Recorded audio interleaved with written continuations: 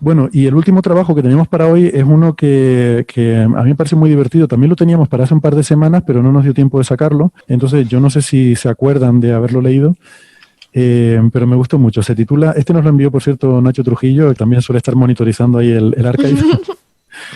Y no sé a dónde lo han enviado, porque dicen que lo han enviado y el formato tiene pinta de Astrophysical Journal o alguna revista de estas. O, bueno, no estoy seguro porque las ecuaciones no son... Yo diría que a JCAP, al Journal of Cosmology and Astrophysics. Es una revista de teoría en la que aparecen muchos artículos así relacionados con cosmología y astrofísica, escritos por físico teórico, y por la estructura del artículo yo diría que va a JCAP. Sí, es posible. Bueno, es el tipo de artículo que podría ir a ese journal, sí. Yo pensé que era Astrophysical Journal, pues se me parecía el formato, pero luego vi que las ecuaciones no, porque los vectores y matrices en esta revista los ponen con negritas y mayúsculas y minúsculas, mientras que aquí le ponen flechitas, o sea que no es el mismo formato. Porque el artículo se titula ¿Cuál es el precio de abandonar la materia oscura? Y luego sigue límites cosmológicos a teorías de gravedad alternativa. Pero bueno, son dos autores, un investigador joven, un postdoc en JPL, el Laboratorio de Propulsión a Chorro, que se llama Chris Pardo, y un investigador ya más senior, más establecido de Princeton, que se llama David Spergel. Y entonces lo que han hecho es una especie de metateoría, es decir, preguntarse cómo tendría que ser una teoría de gravedad alternativa. Porque ahí sabemos que hay gente que no le gusta la materia oscura, por lo que sea. Yo tengo un montón de amigos que no les gusta la materia oscura y dicen, eso no puede ser así porque, yo qué sé, porque no les gusta. Porque es muy complicado, porque son epiciclos, porque son lo que sea. Pero oye, los datos son los que son y tú tienes que ir a lo que digan los datos. O sea, la naturaleza no tiene por qué ser sencilla y si los datos dicen que hay epiciclos, es que hay epiciclos. O sea, y punto. Por lo menos la física funciona así, ¿no? Pero bueno. Entonces, hay gente que ha intentado proponer teorías alternativas, lo cual está bien. O sea, todo tiene que ser cuestionado y es bueno proponer teorías alternativas, que ninguna de ellas ha llegado a funcionar bien. ¿Vale? Hasta ahora no hay ninguna teoría que sin materia oscura pueda explicar el universo. Y entonces aquí lo que dicen es, vamos a dar una visión general. ¿Cómo tiene que ser una teoría que pueda explicar la física sin tener que meter materia oscura? Y me gustó mucho porque es sencillito lo que hace. La clave del asunto es el siguiente. La clave del papel de la materia oscura en cosmología es que hubo una fase en la vida del universo al principio, hasta que tenía 380.000 años, en que toda la materia ordinaria era una especie de sopa, era un fluido, una cosa en la que había ondas, era un plasma y tenía que estar en unas condiciones bastante continuas, pero exacto, Sara hace una forma de ondulaciones. Efectivamente, si tú tenías una ondulación por un lado, una fluctuación de temperatura o de densidad, eso generaba una onda porque hay una fuerza restauradora que es la presión de la luz, de los fotones. O sea, si tú tienes más temperatura en un sitio, entonces ahí hay más fotones, hay más luz, genera más presión y entonces hay un equilibrio que tiende a... O sea, hay una fuerza restauradora que tiende a devolverte el equilibrio, ¿no? Y eso genera lo que se llaman los modos acústicos en el espectro del fondo cósmico de microondas, todo eso. Eso se debe a que esa especie de sopa pues estaba ahí fluctuando y oscilando, había unas oscilaciones acústicas. Pero la materia oscura no estaba sujeta a esa presión que tendía a mantener homogéneo el fluido de la materia normal, porque la materia oscura no interactúa con la luz y no interactúa con la materia ordinaria. Y entonces desde el principio, desde el primer instante, empezó a colapsar, a formar estructuras. De forma que cuando pasaron 380.000 años, de repente el universo se volvió transparente porque los protones y los electrones se combinaron, la temperatura bajó lo suficiente para que se formaran átomos de hidrógeno y entonces ya la luz no interactuaba tanto con la materia ordinaria. La luz podía escapar y ya no ejercía esa presión. Y entonces de repente fue como si la materia ordinaria perdiera lo que la mantenía en ese equilibrio. Y entonces empieza a colapsar la materia ordinaria. Pero claro, en ese momento que va a empezar a colapsar, ya la materia oscura llevaba 380.000 años colapsando. Dice, oye, que de donde tú vas ya yo vengo. O sea, yo ya he formado estructuras, ya he formado filamentos de la web cósmica, ¿no? Y entonces la materia ordinaria es atraída por esa semilla de la materia oscura. Vale, si tú quieres cargarte la materia oscura, tienes que hacer que de repente, cuando el universo se vuelve transparente, la materia ordinaria tiene que colapsar y entonces de repente tiene que colapsar más rápido para poder llegar a formar las estructuras que vemos hoy en día, porque en tu teoría, si no tienes materia oscura, no tienes ese esqueleto en el que colapsaba la materia ordinaria. Entonces ellos lo que se plantean es lo siguiente. Tenemos unas oscilaciones acústicas de bariones que son esa especie de ondas que se habían formado en ese fluido primordial. Cuando el universo se vuelve transparente, pues eso queda congelado porque ya no hay esa presión, ya no hay esa interacción con la luz que lo mantenga en equilibrio y entonces se quedan congeladas. Por eso vemos hoy en día que la materia hay una estructura en una especie de burbujas con una escala de unos 400 millones de años luz, que hay, digamos, más galaxias que tienen esa distancia típica que otras, ¿no? Es como que hay una especie de patrón sobreimpuesto en la estructura de galaxias que tiene esa variación de 400 millones de años luz ahí metida. Y eso es un residuo de esas oscilaciones acústicas de bariones. Bueno, pues claro, al colapsar la materia hacia la materia oscura, esa estructura de 400 millones de años luz se va diluyendo. Vas a pasar a formar, la materia ordinaria tiende a seguir a la materia oscura y se va a diluir ese patrón que había originariamente. Entonces, tú tienes que hacer que tu teoría, esa teoría de gravedad alternativa que tienes, vaya desde esas estructuras que tenías con escalas de las oscilaciones acústicas de bariones, que se vayan diluyendo mucho más rápidamente a lo que tienes ahora, ¿no? ¿Cómo puedes hacer eso?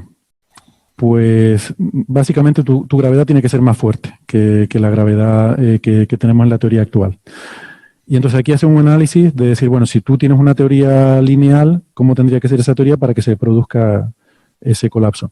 Lineal, queremos decir que si tú tienes, digamos que la atracción, la aceleración gravitatoria que produce una cierta masa, si yo aumento un 1% esa masa, va a aumentar un 1% la gravedad que produce, la aceleración que produce.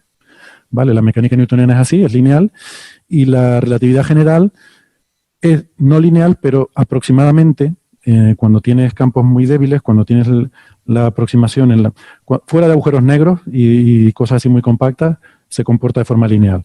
O sea que para estudiar cómo se ha producido ese colapso del universo es bastante lineal. Entonces, bueno, si tu teoría sin materia oscura es lineal, pues no puedes compatibilizar ese origen del universo, esos primeros 380.000 años, con lo que pasó después, salvo que hagas cosas muy raras. O sea, tienes que hacer prácticamente que el universo conspire en tu contra, porque tiene que ser, bueno, ellos sacan aquí la función que tendría que cumplir esa teoría y es una cosa un poco rara. O sea, es muy arbitraria. Tu gravedad tendría que tener comportamientos que van cambiando según en diferentes fases del universo. Y luego dicen, bueno, pero podría ser que mi teoría no sea lineal. Y entonces lo que dicen es, vale, pero si tu teoría no es lineal, nosotros sabemos por el fondo cósmico de microondas que a los 380.000 años de vida del universo era muy lineal, porque tú empiezas con fluctuaciones cuánticas aleatorias y las fluctuaciones que vemos en el fondo cósmico de microondas son básicamente una amplificación lineal de fluctuaciones aleatorias, ¿no? Eso te da un espectro gaussiano de fluctuaciones, que es lo que se observa. O sea, ahora mismo los cosmólogos están intentando buscar no gaussianidades, pero que serían debidas a otras cosas, a ondas gravitacionales de la inflación, pero eso, bueno, es algo muy pequeño, muy pequeño. El fondo cósmico de microondas es casi perfectamente gaussiano, de hecho, hasta donde hemos podido medir es perfectamente gaussiano, lo cual indica que ha habido un comportamiento lineal en la amplificación de esas fluctuaciones. Entonces tendrías que tener una teoría que sea lineal en esa parte para explicar el fondo cósmico de microondas y que luego después de ahí se vuelva muy no lineal para explicar el resto del universo sin tener materia oscura. Pues atenta un poco contra la navaja de Occam. O sea, no casi que tendría que ser una especie de cosa hecha a medida, porque claro, los 380.000 años es simplemente el tiempo que tardó en enfriarse hasta que se formaron átomos de hidrógeno. No hay nada que tenga que ver con la gravedad en eso. O sea, la formación de átomos de hidrógeno no tiene por qué alterar el comportamiento de la gravedad, ¿no? Entonces, parece difícil de explicar. O sea que la conclusión a la que llegan es que, mira, no te empeñes, que no vas a poder conseguir una teoría sin materia oscura y cuando se dice sin materia oscura es sin algo que haya ido colapsando desde el principio del universo sin interactuar con la luz y con la materia ordinaria, y que te pueda reproducir la cosmología. Porque claro, la gente que hace teorías alternativas se han puesto a intentar reproducir las curvas de rotación de las galaxias. Pero más allá de eso no funciona. Y aquí nos están explicando que para reproducir la cosmología no vas a poder. Básicamente, te pongas como te pongas, ¿no? Sí, ha habido varios intentos, ¿no?, con teorías de gravedad modificada reproducir la parte cosmológica, y algunos han sido un poquito más exitosos, otros más fallidos, pero en general es muy, muy difícil porque conocemos con muchísima precisión el espectro multipolar del CMB, ¿no?, donde están todas esas huellas de los modos acústicos bariónicos y donde la proporción entre los diferentes picos está muy, muy condicionada a ese desacoplo de la materia oscura, ¿no?, respecto a la bariónica. Entonces podemos, gracias a eso, podemos predecir qué cantidad de materia oscura hay en el universo, y vemos que el universo está dominado por materia oscura, etcétera. Eso es difícil. Lo que pasa es que lo bueno de este tipo de artículos es que a veces ofrecen ideas para que la gente joven piense nuevas cosas, ¿no? Y lo mismo el que alguien diga, mira, esto es imposible, por mucho que trabajéis no lo vais a conseguir, provoca que alguien diga, no, pero hay una manera, hay un truco, ¿ves? Si le doy este retruque, acabo obteniendo ese resultado. Y lo mismo veremos algunas sorpresas en los próximos meses. Lo que pasa es que este tipo de temas que son más teóricas van más despacio, ¿no? Y probablemente haya que esperar varios años a ver algunos resultados interesantes en esta línea, ¿no? Pero aún así es una cosa que tenemos que tener muy claro, ¿no? A todos nos encantaría que una modificación de la gravedad explicara la materia oscura, porque como no encontramos la materia oscura, buscamos la materia oscura en un sitio muy pequeño y ahí no la encontramos. Entonces, si no está justo delante de nuestras narices, es que no existe, porque no la encontramos, porque estamos mirando delante de nuestras narices, no estamos mirando al lado, fundamentalmente porque no sabemos cómo hacerlo, ¿vale? O sea, entonces necesitamos gente joven que con imaginación, con años de estudio y bien guiados por gente que domine el campo, desarrolle nuevas maneras de explorar regiones de masa de la materia oscura que no estamos explorando, porque no sabemos hacerlo, ¿no?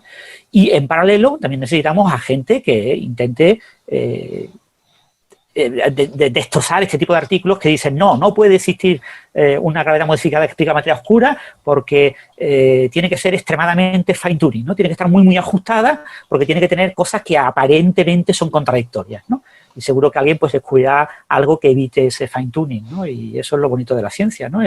Pero lo que a mí siempre me gusta recalcar a los oyentes aquí en Coffee Break es que estamos buscando la materia oscura donde es más fácil buscar la materia oscura, que es donde dijo Edward Witten, un físico de teoría de cuerdas, como en 1982-83, que ahí se podía buscar la materia oscura, ¿vale? O sea, un señor que no tiene ni idea de astrofísica ni idea de cosmología, porque se dedica a hacer física teórica y está dedicado fundamentalmente a matemáticas súper abstractas para entender la realidad física, propone uno de sus pocos artículos en los que aparenta ser algo que tiene aplicaciones prácticas, propone que se podría buscar materia oscura por ahí, y es el clásica búsqueda de las partículas WIMP, ¿no? De las partículas masivas que interaccionan débilmente, ¿no? Que interaccionan en la escala débil. Pero eso es lo que han modelado. ¿Perdón? No es también una limitación experimental de que básicamente son los experimentos que podemos hacer, ¿no? Claro, ese es el gran problema. O sea, se marca una línea de que algo se puede hacer, si pues esto lo puedo hacer con átomos, y entonces estoy usando átomos. Pero claro, cuando uso un material formado por átomos, tengo limitaciones experimentales, ¿no? No puedo ver todo lo que quisiera, ¿no? Entonces, ahora se está explorando el tema de ver con electrones, porque claro, los átomos tienen electrones también, ¿no? Y no basta con que choque la partícula de materia oscura con el núcleo, podría chocar con el electrón, y eso me permite explorar partículas de materia oscura de mucha menor masa, que cuando chocaran contra el núcleo prácticamente no lo moverían, pero chocando con el electrón sí lo moverían, pero eso es muchísimo más difícil, pero se está empezando a trabajar ahora, pero es que necesitamos explorar, eso me engrandece un poquito el rango de masas y me lo extiende un poquito por debajo de la escala de gigaelectronvoltios, puedo quizás llegar a los megaelectronvoltios, pero no voy a llegar mucho más abajo, pero la materia oscura puede, si somos muy brutos, puede ser cerca de 40 órdenes de magnitud. El problema es que no tenemos ese. La gente habla que necesitamos un nuevo Einstein, ¿no? Que necesitamos un nuevo joven que conozca bien los experimentos que se pueden hacer y que proponga cosas, ¿no? Que proponer el ADN para buscar materia oscura, que ya se ha propuesto, el grafeno, proponer cosas muy, muy exóticas, pero que tengan que ser cosas muy alejadas de lo que son los átomos. Las tasas de cáncer. Las tasas de cáncer. Bueno, dejemos eso. No, pero por eso te iba a decir que me gusta este paper justamente porque lo que hace es que al decirte cuáles son los callejones sin salida, permite ver a esa gente joven que tú dices que pueden pensar en teorías de gravedad modificada y teorías alternativas, decir, bueno, no voy a perder mi tiempo haciendo estas cosas. O a lo mejor ver cuáles son los recovecos por los cuales te puedes escurrir esos callejones sin salida, porque puedes decir, pero este callejón me lo ha cerrado porque me has dicho que tiene que ser lineal, no sé qué, pues voy a pensar en una teoría que es de segundo orden, no sé qué, tal, y a lo mejor así encuentras un recoveco para saltarte eso. O sea, que quiero decir que creo que este artículo te da una visión general, porque hasta ahora teníamos, alguien inventa una teoría, vamos a ver si funciona, a ver, pruebo, no reproduzco el cúmulo de balas. Otro inventa la gravedad antrópica, Berlín de tal, no sé qué, venga, a ver si esto, pues resulta que el sistema solar falló por 8 órdenes de magnitud. Bueno, pues a lo mejor más que estar en prueba y error, puedes tener una formulación en la cual tú mires y digas, hombre, no me voy a molestar en hacer teorías que sean de este tipo, porque ya veo aquí que me dice que van a fracasar. Entonces, aquí tengo puesto negro sobre blanco qué es lo que va a fallar, con lo cual se me pueden ocurrir otras cosas que no vayan por aquí, que vayan por otro sitio y donde a lo mejor pueda tener éxito, ¿no? O sea, que desde ese punto de vista lo veo muy, muy interesante. Bueno, una cosa que hace mucha gente que hace gravedad modificada, también lo tenemos que recordar, es introducir nuevos campos, ¿no? Por ejemplo, la versión relativista, la versión covariante de la teoría Mond, la dinámica newtoniana modificada de Milgrom, es una teoría que modifica la teoría de Newton, ¿vale? Y entonces, eso no sirve para nada, porque sabemos que la teoría de Newton está mal. Entonces, modificar ligeramente la teoría de Newton está mal. Pero bueno, lo modifica para más o menos explicar lo que observamos en las galaxias a nivel galáctico de materia oscura, ¿no? El perfil de... Bueno, hay un intento por ahí de hacer un Mond relativista, ¿no? Hay muchos intentos. Y el más famoso es el de Bekenstein, es el TeBES. El TeBES. TeBES es tensorial, T, vectorial, B-V-S, T escalar.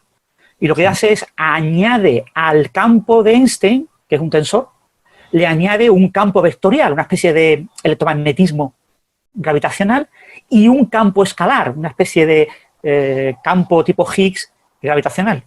Y entonces tú dices, con esa teoría, ajustando bien las cosas, más o menos saco el fondo cósmico de microondas, saco la polarización, saco cosas, ¿no? Más o menos, ¿eh? No es tan preciso como el modelo cosmológico estándar, pero últimamente ya hay variantes que han ajustado bastante bien algunos picos, ¿no? Varios picos, ¿no? ¿Pero qué pasa? Tú dices, fijaros lo que estamos haciendo, estamos sustituyendo nuevas partículas, que son excitaciones de campos cuánticos, por nuevos campos. Campos que cuando yo los cuantice tendrán partículas. Entonces, estas teorías que son de modificar la gravedad añadiendo nuevos campos gravitacionales, que ya no pueden ser tensoriales, tienen que ser vectoriales, escalares, lo que hacen es, cuando yo cuantice esas teorías, pues sacaré mi gravitón y sacaré mi gravivector y sacaré mi graviescalar y diré, el graviescalar y el gravivector son la materia oscura. Pero no son partículas. No, porque yo he dicho que es una gravedad modificada, ¿vale? Es una gravedad modificada. ¿Vale? Son partículas gravitacionales, que es distinto, no es lo mismo. Y tú dices, pero vamos a ver un momento, a ver, yo me estoy perdiendo algo. Unos proponen partículas y otros proponen partículas, pero unos dicen que no proponen partículas porque modifican la gravedad, pero si están modificando la gravedad añadiendo campos. Lo que necesitamos es añadir campos y bueno, la realidad está hecha de espacio-tiempo y de campos y para explicar la materia oscura tenemos que añadir campos. Lo hagamos desde el foco de las partículas o lo hagamos desde el foco gravitacional, va a haber que añadir campos y bueno, este tipo de artículos pues ofrecerán nuevas maneras, nuevas alternativas para ir esquivando, ajustando bien los campos se pueden hacer muchas cosas, ¿no? Y una vez que los ajustan muy bien, dice, esta es la teoría, ¿ves que no depende de parámetros, no requiere un ajuste fino? Ya has ajustado la teoría. El ajuste no lo pones en los parámetros, sino que lo pones en la teoría, ¿eh?